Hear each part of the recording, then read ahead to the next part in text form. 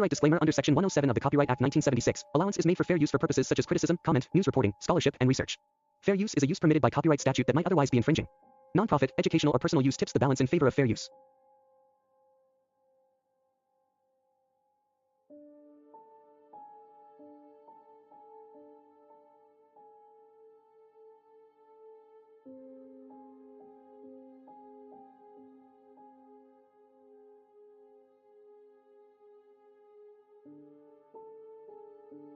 Welcome, y'all. If y'all new to the channel, make sure I hit that like and subscribe button. I appreciate you guys, and we're going to keep going over the Chris Watts case because, in my mind, this case is not done. I'm going to continue to cover this case until hopefully Nicole Kessinger gets her day in court and let the jury judge her, because there's no way in heck that Chris Watts took them babies and his wife and put them in the vehicle, not the bed of the truck, but inside the vehicle. There's no, I mean, you can't even see anything that shows me that he put those babies in shenanigans. You don't see, they say look at the shadow. You can see feet. I don't see anything. And I'm gonna be quiet for a second.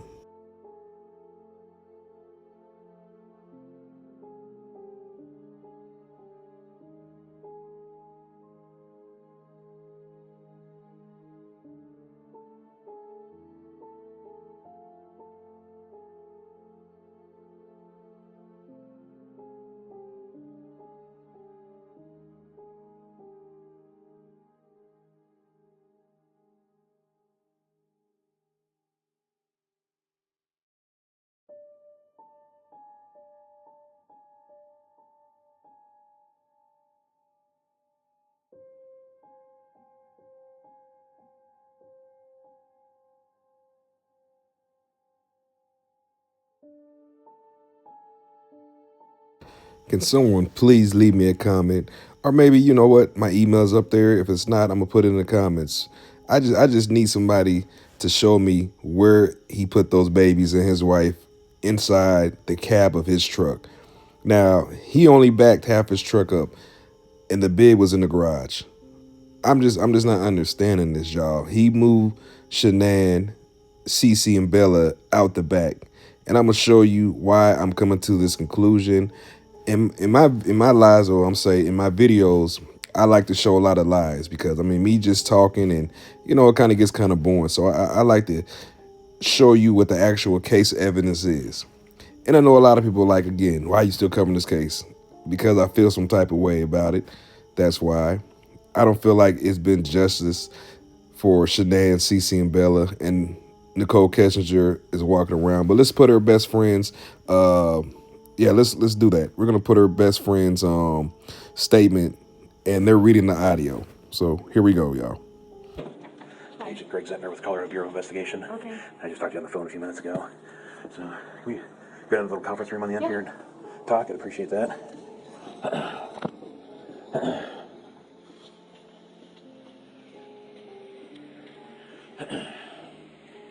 you liking the weather? It's raining like crazy.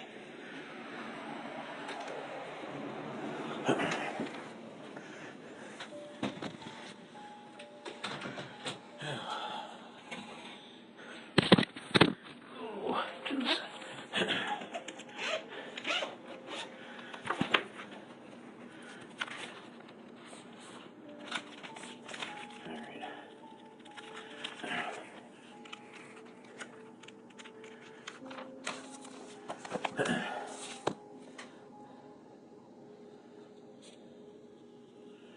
Is it N-I-C-H-O-L? N-C-K-O-L-E. And, I'm sorry, what did you say last name was again? Do you want my married one that happened a month ago, or because it hasn't changed yet, or the one that's on my driver's license? What's on your driver's license? Right now, Utoft, but How do you spell that? U-T-O-F-T, but that should change tomorrow, hopefully. Okay. To Atkinson? Yeah, A-T-K-I-N-S-O-N. Okay. And that 970 number, that's what I called you on? Yeah. That's the best number for you? Okay. And what's your home address? 229 4 and 7 Florence. Yellowstone.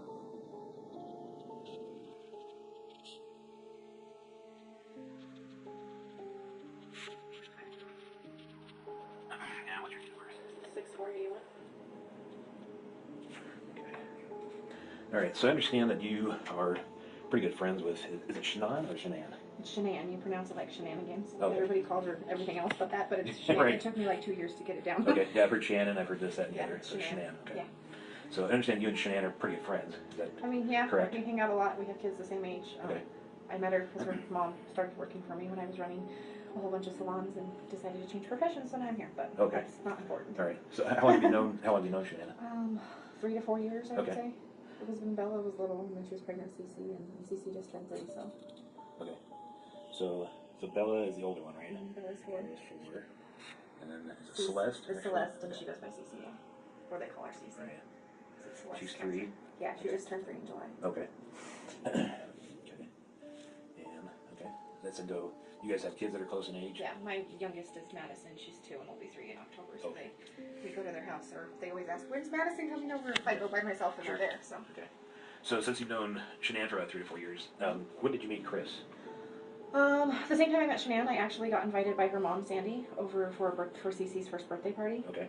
I mean, I talked to her in passing, but to actually say I got to know her and stuff like that, I'd met her before, but not like where we developed a friendship. So, Cece's first birthday party around then, I went over and I met the whole family and spent some time with them. So ever since then, because we have the same kids in age, and she got me doing Thrive with her. So. Okay. What is Thrive? I've heard about that. I don't So know what that is. it's these patches that we wear, and it's a nutritional supplement. Oh, okay. So it's not just patches, but that's the gist of it. Okay. Unless you want more information. I heard of it. I didn't know what it was. Yeah, it's a nutritional supplement. Okay. It just time releases vitamins and minerals into your body all day long, so it gives you like mental clarity and energy. All right. You actually stop craving stuff that you normally would want, like ice cream. I don't crave ice cream anymore. I Really? don't drinking soda. I don't drink coffee. Oh. All right. Good. Yeah. Okay. So were you and Shanann? See, now you got me want to say Shanann again. Right. So were you guys together in the Thrive part of this? Is that like a? It's a home-based business. Okay. It's kind of like Mary Kay, or it's a direct sales thing. Gotcha. So she actually, when I went to Cece's birthday party 2 years ago, gave me a sample, and then I went over to her house and we had play dates and whatnot for a year. We'd go to lunch or whatever here or there, like girlfriends do. And then a year ago, I finally decided to try it. After the sample she gave me, sat there and I was like, okay, I texted her and was like, I'm gonna try it, and she's like, okay. And then like by day 2, I went over and signed up to be a promoter because I actually felt what it was doing for me. So I was like, she's like, you just be a customer, and I'm like, no, I'm gonna talk about it. I want to make money off of it. So. Okay. Yeah. So you guys wrapped up in the Thrive thing together. Yes, And we so- left together. We flew out together and we flew back together. Okay. So you guys, was there like a Thrive convention this last There weekend? was a training in Arizona Okay. that some of the top leaders of the company were putting on. Okay. Where was it in Arizona? Again, I cannot thank her friend because she's the one that basically got Chris Watts caught. I mean, if we think about it, Chris Watts would have buried his family and put his babies in that oil and serving 19 and came back and tried to make it look like Shanann left. Possibly would have hopped in that car, drove that car far away, and then have Nicole Kessinger come pick her up or pick him up. I mean, I feel like that was the plan. If y'all honestly think that Nicole Kessinger was not involved in this, you're crazy. Look at the back of the house. And I stated this in my other video. Look how easily for someone to move anybody out the back over that fence. And the crazy thing is, y'all, and they didn't want you to know this, but there were tire tracks leading up to the fence. Possibly his tire track. I mean, I'm not gonna say his because actually, they would have showed that. But her tire. Why didn't the police look into that? Why did she get off so easily? That's the crazy thing. And I'm gonna play a portion of her interview because it wasn't no interrogation, an interview, but Nicole Kessinger's basically lying. She looked up Shanann prior to knowing her. This lady here, I don't want to say she's the devil, but you know what? She has some evil ways about her. And I'm not going to stop because I feel like Nicole Kessinger should be rotting away in jail, allegedly, because I got to say alleged. I don't want to get sued, but you know what? She changed her name, so I don't have to say alleged. But let's get into some of her interview and let me know what you guys think because it's sad as sucks. Here we go. Even if one day he was mad and he said, I want to do this or do that, anything like that. If he ever made any kind of statements that you were like, whoa, that was weird, or why would he say that, or why did he mention that? Do you understand what I'm No, looking I for? completely understand. I just feel like some of this happened so long ago that I can't tell you like the exact words of the exact conversation at the exact time and place, because it's like we had a lot of conversations. I mean, we talked every single day. So it's So if there's like a- I'm trying to help you guys with the stuff like the stuff that's more current. I can give you guys a lot more like detail and exact times. But when you're asking me about something that happened 6 weeks ago and exactly what was said, it's like, I mean, I'm sure I can give you a general idea, but to be honest with you, like to pinpoint exact words, it's not going to happen. I'm not looking for exact words. Just more. Let's say 6 weeks ago he said something that triggered with you last night. That's what I'd be looking for. Or something 4 weeks ago. And if you don't remember where it was or the specific words, that doesn't matter. Just he said something that was off the wall, or he said this or he said that, that has caused you a moment to pause and you go, wow, I wonder why he said that. Now knowing what you know today. Do you understand where I'm going with that? I completely understand. And to be honest with you, I mean, there were several discussions that we had about his current relationship and where it had gone and what it had caused. And he talked about his kids from time to time. But the thing was, is he was never hostile. It was never anything aggressive. Like, even when he spoke of his wife and the fact that they were separating, it was never, like, ill. It was still very kind. It was just like, this is not working, you know, and would explain why. But it wasn't anything out of the ordinary or anything that I think would scare me. And to this day, even after everything that I found out, I still look back at that and I don't see any red lights with the way that he spoke of his family. Can you just describe his overall demeanor over the 8, 10, 12 weeks that you guys knew each other? It wasn't that long. It was like 6 weeks that we were hanging out. I guess we knew each other longer. Okay, but you met him in the office, and just his overall persona. Who was he? Aggressive? Was he mellow? Was he calm? Was he outspoken?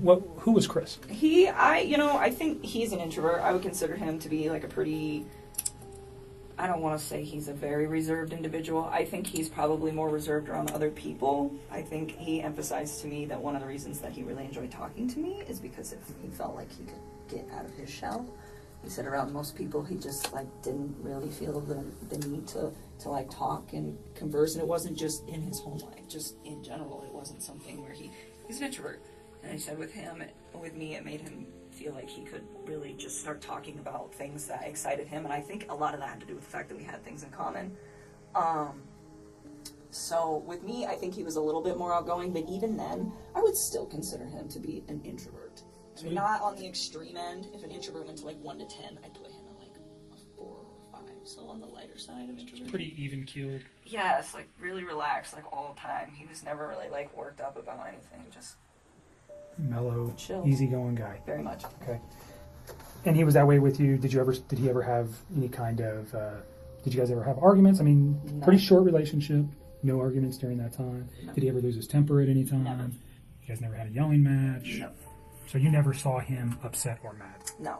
And there was a couple times that we had some disagreements on things that, as we like further progress into this story, you know, but it was never like, I am very calm when I talk to people. It's like extremely rational when I handle situations that there's a disagreement in, and he always was the exact same way, like always. Like I never stressed anything. I think one thing that actually kind of drew me to him was the fact that he was like very open with communicating with me if there were any like differences on how we saw things or just like open-minded about things. It was actually, I personally thought it was kind of unique, because usually most of the men that I've ever met are typically very closed off, and I didn't get that from him at all. But it was always like kind, very kind. So no sense that this guy had a temper or Not at was aggressive, or he never lost his mind and yelled and said crazy stuff or anything like that. Okay. So can we just kind of go back to your relationship? You say you guys had a lot in common. What was that? Well, I mean, like, we're both really into fitness. I think that's important. It's a lifestyle. Both of us ate pretty healthy, so I think that was important as well. He's like a total gearhead. He likes cars a lot, and I don't know nearly as much about them, but it's always been something that I've been pretty interested in, so we definitely talk about stuff like that. And I guess he was always willing to, like, learn new stuff, and vice versa. Like, I like to travel a lot. It's not something that he's done a lot, but he seemed, like, really interested in what I had to share with him, and vice versa. So even if it wasn't something that we originally had in common together, it was just like, hey, I respect what you have to say, and vice versa. So you guys just yin and yang. You got along pretty well. Very well. And no time, he never gave you any indication None. that he was having issues. So during your guys' dating time, Did you guys spend most of the time at your place? Always. Okay, always at your place. Or we'd go out, but I told Mark yesterday, he asked me if I went over there, and I told him about one time that I went over to that house. I've been to that house twice, but it was very, very brief, and it was not like an extended stay. I did not feel comfortable there, or like, I just didn't want to be there. It's not my life. Like, that is somebody else's life and somebody else's existence, and I respect that. That's their space. And so I used to tell him, well, come to my house because this is our space. This is my space. And so for me, out of respect, just for like whatever situation he had going on and the fact that it's not my home, I felt that it was better to be in my place. And I live alone. I don't have any roommates or anything, so it's pretty easy to do that. So during June and July, were you aware that his family was not? Did you meet his children? No. During June and July. And he didn't ask me to. Okay. I mean, not that I didn't want to ever. It was just not now. It's like you're not finalized with your separation, and not only that, we've barely been dating. Like, you can't introduce kids to somebody new in a situation like that. That's something that takes time. I mean, would I have liked to have met them? Of course. I don't care what nobody says. I don't care. I know y'all gonna go back and forth in the comments. Don't attack the people in my comments who agree with me. You can attack me. I'm the one making the video.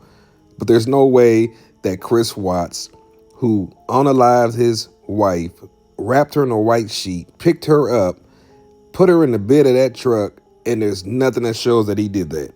This is why I'm going so hard. This is exactly why I'm going hard, because Nicole Kessinger just walking around freely, living her life, knowing that she was part of this crime.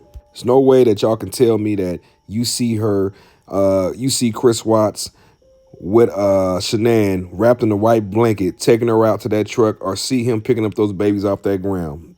Ain't no video that shows that. Chris Watts and Nicole Kessinger took them babies and Shanann out the back. There's tire tracks to prove it. Only reason they want to prosecute it because Nicole Kessinger's dad is high up on some type of Illuminati list. There is no way that Nicole Kessinger's dad was able to sit in that interview room with her when she's a grown adult and allow him to dictate that interview like he was a lawyer. Man, it's some higher up stuff. And I hate the DA because he's walking around signing books and stuff, trying to make it seem like he did all he can do.